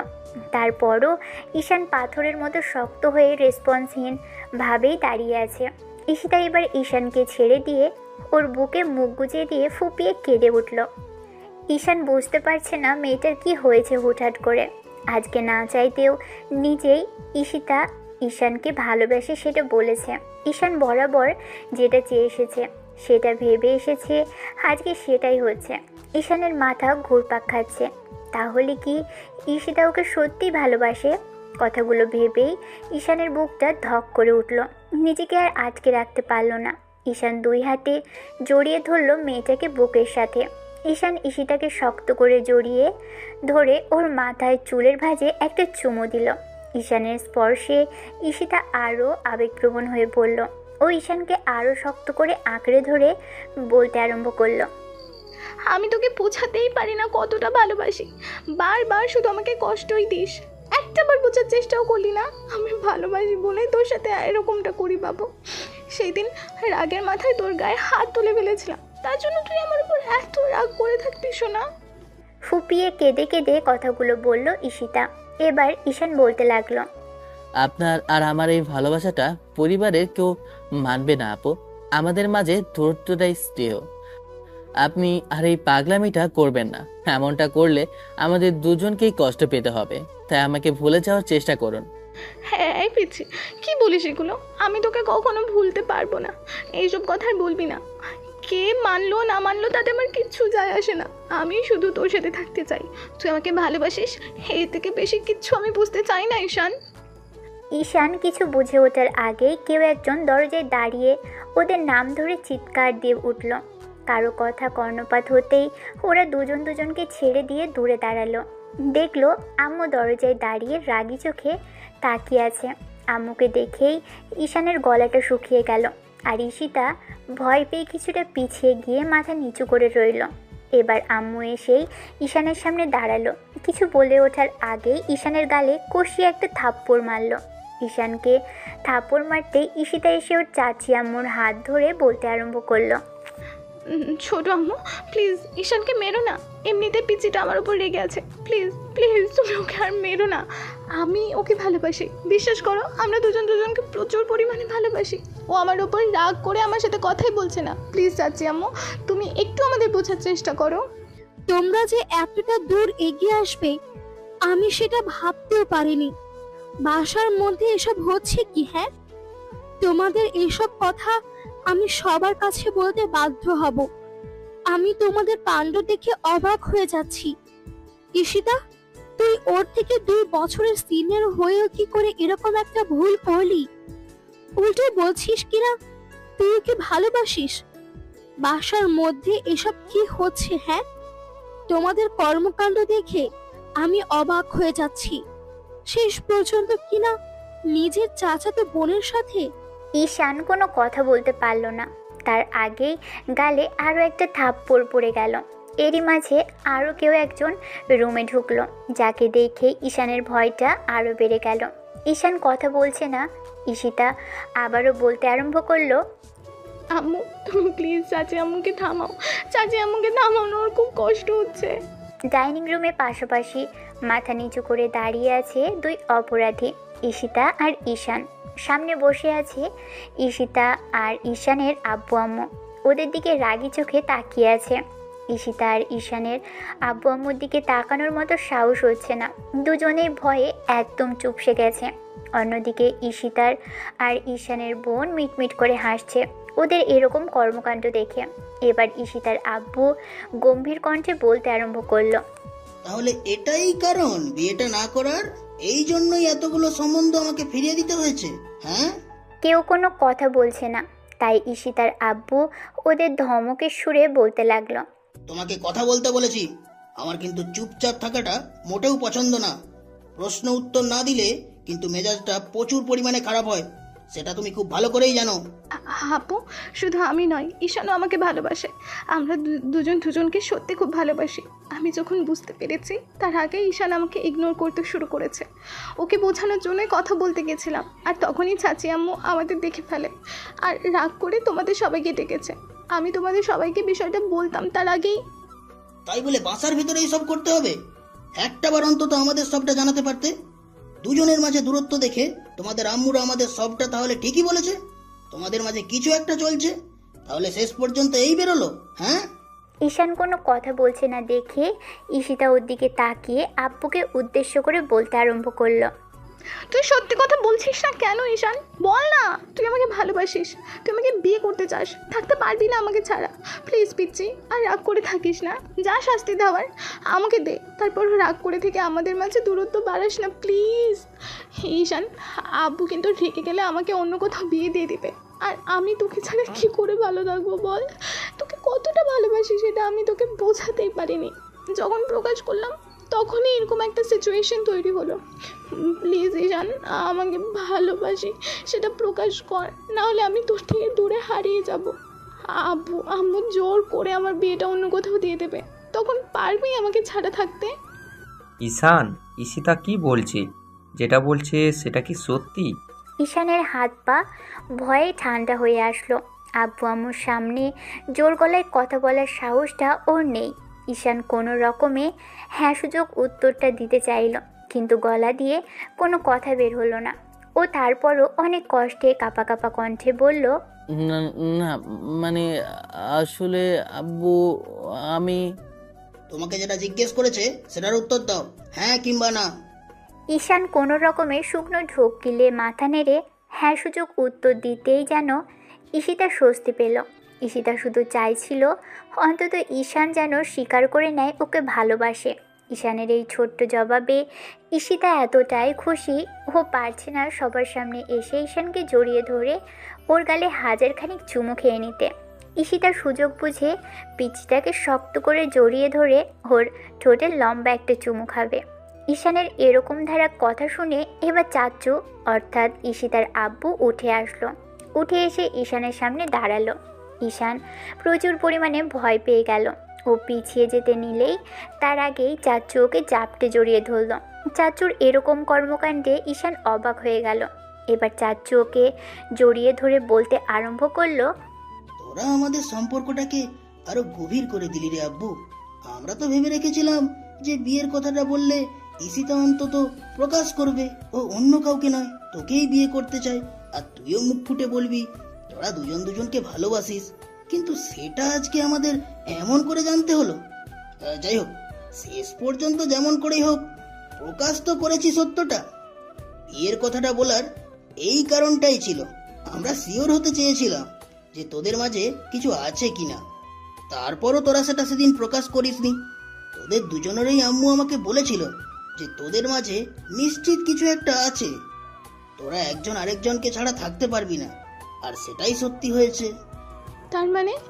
তার মানে কিছুই নয়। আমাদের আগে থেকে ইচ্ছে ছিল তোমাদের দুজনের বিয়েটা দেওয়ার। আমরা সবাই ভেবে রেখেছিলাম যে বাড়ির মেয়েকে বাড়িতে রাখবো, তাই তোমাকে আমার ঘরের বউ বানাবো। কিন্তু তোমরা কি ভেবেছিলে বলো তো? চাচি আম্মু, তুমি জানো আমি তখন কতটা ভয় পেয়েছিলাম। তুমি তখন সিন ক্রিয়েট করেছিলে, তাতে ভেবেছিলাম যে আজকে বোধহয় আমি ওকে হারিয়ে ফেলবো। ঈশিতা কথাগুলো বলেই কান্না করে দিল। আম্মু এসে ওর চোখের পানি মুছে দিতেই এবার সবাই ওদেরকে ছেড়ে দিল একা কথা বলার জন্য। আর বাসার সবাই বিয়ের কথা বলা শুরু করতেই ঈশান রুমের দিকে চলে গেল। ঈশিতা চুপচাপ দাঁড়িয়ে আছে দেখে ওর আম্মু বলতে আরম্ভ করলো, কি হলো, দাঁড়িয়ে আছো কেন? যাও, তোমার হবু জামাইয়ের রাগটা ভাঙাও। সেদিন কি হয়েছিল আমরা জানতে চাই না, তবে এতটুকু বুঝতে পারছি তোমাদের মাঝে রাগারাগিটা বেশ ভালোই হয়েছিল। ঈশান রুমে এসে ব্যালকনিতে দাঁড়িয়ে রইল। একটু পর ঈশিতা রুমে ঢুকে ঈশানকে না দেখে বুঝতে পারলো ও ব্যালকনিতে আছে। ঈশিতা দরজাটা আটকে দিয়ে ব্যালকনিতে আসলো। ঈশান রেলিং ধরে দাঁড়িয়ে আছে। ঈশিতা এসে ঈশানকে পিছন থেকে জড়িয়ে ধরে ওর পিঠে মাথা ঠেকিয়ে বড় একটা দীর্ঘ নিঃশ্বাস ফেলে নাক টেনে বলতে আরম্ভ করলো, তোকে অসংখ্য ধন্যবাদ। ফাইনালি রাগ করে থাকলেও অন্তত আব্বু আম্মুর সামনে স্বীকার করেছিস তুই আমাকে ভালোবাসিস। তার জন্য আমি সত্যি অনেক খুশি রে পিচ্ছি। ঈশান এখনও কোনো কথা বলছে না, তাই ঈশিতা ওকে নিজের দিকে ফেরানোর চেষ্টা করলে ঈশান পাথরের মতো সেখানেই দাঁড়িয়ে রইল। পুরুষালী শরীরের সাথে শক্তিতে ঈশিতা পেরে উঠল না, তাই রাগী কণ্ঠে বলতে আরম্ভ করলো, কি হলো, এখনো রাগ করে আছিস বাবু?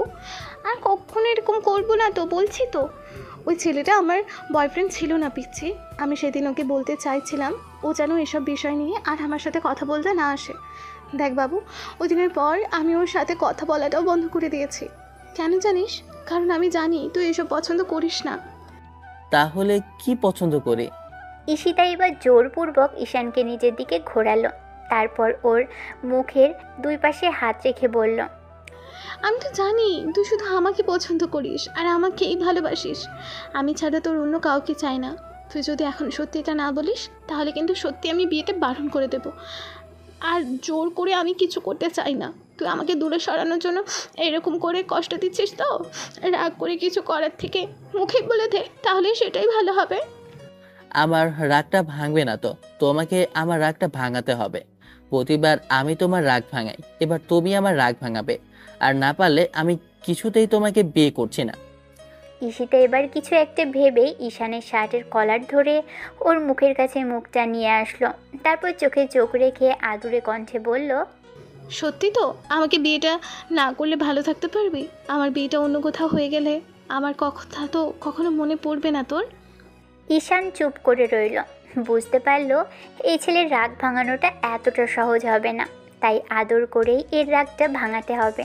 ঈশিতা যেটা পা দুটো উঁচু করে ঈশানের ঠোঁটে ঠোঁটজোড়া বসিয়ে দিয়ে কিস করতে লাগলো। ঈশিতার এমন স্পর্শে ঈশান এবার আর চুপ করে থাকতে পারল না।